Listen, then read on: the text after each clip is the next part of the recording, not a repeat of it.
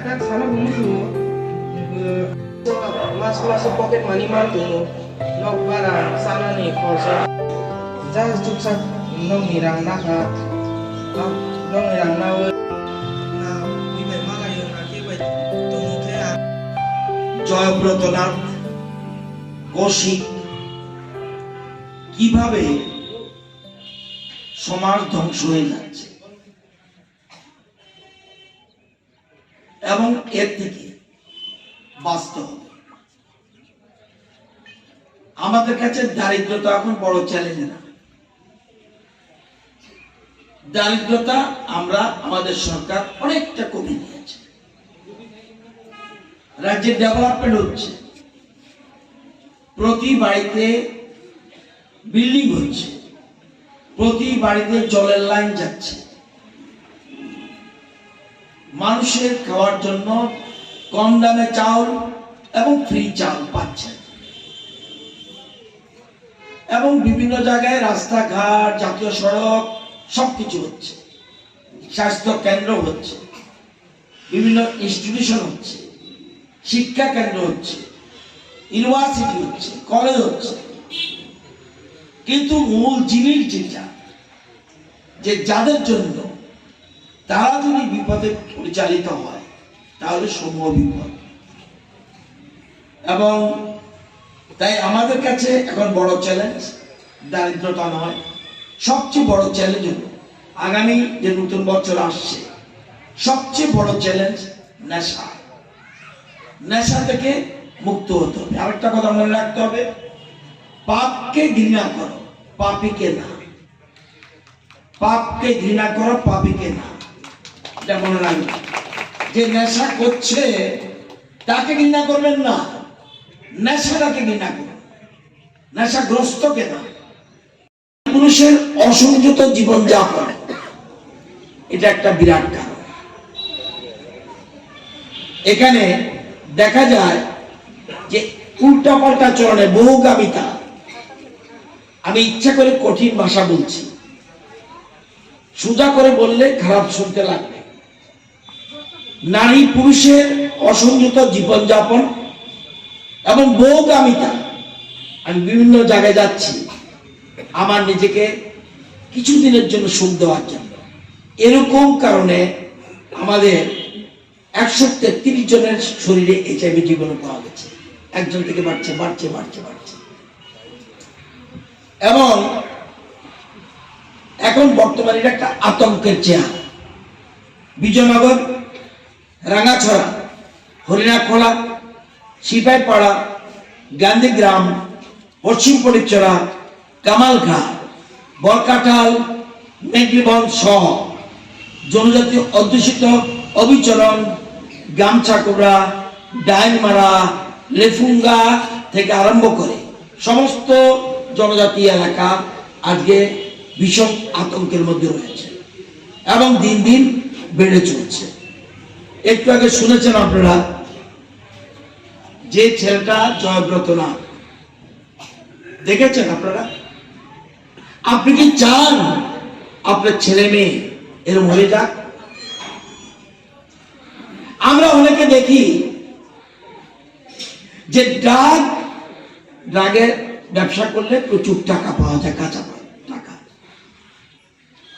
আমরা নিজের সুখের জন্য সমাজকে ধ্বংস করে দিচ্ছি। এই জন্য সুপ্রিম কোর্ট বলছে একটা খুনিকে দরকার হলে ক্ষমা করো,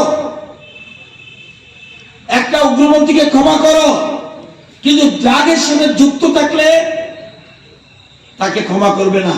কারণ একটা লোক, একটা খুনি একজনকে খুন করছে, আর ড্রাগ ব্যবসায়ী খুন করছে পুরো সমাজকে।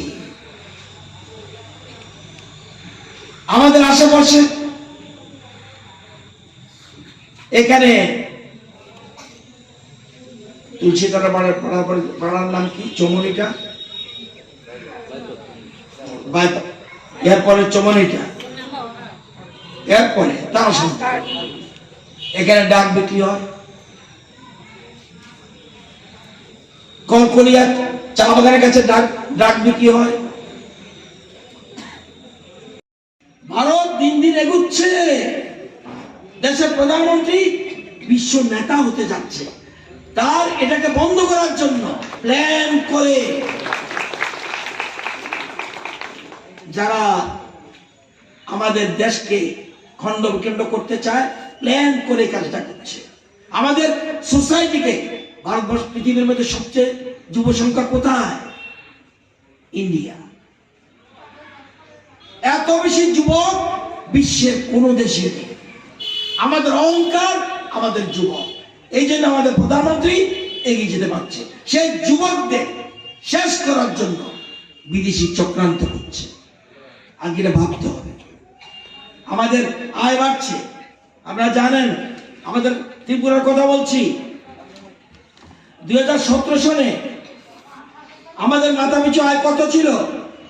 2017 সনে মাথাপিছু আয় ছিল, পার ক্যাপিটা ইনকাম 1,11,000 টাকা। আগে 5 বছর অতিক্রান্ত, এখন আমাদের আয় মাথাপিছু গড় আয় 1,58,000 টাকা। টাকা বাড়ছে, আপনাদের ইনকাম বাড়ছে, আপনাদের সম্পদ বাড়ছে, কিন্তু সমাজ কিন্তু বিপজ্জনক অবস্থায়।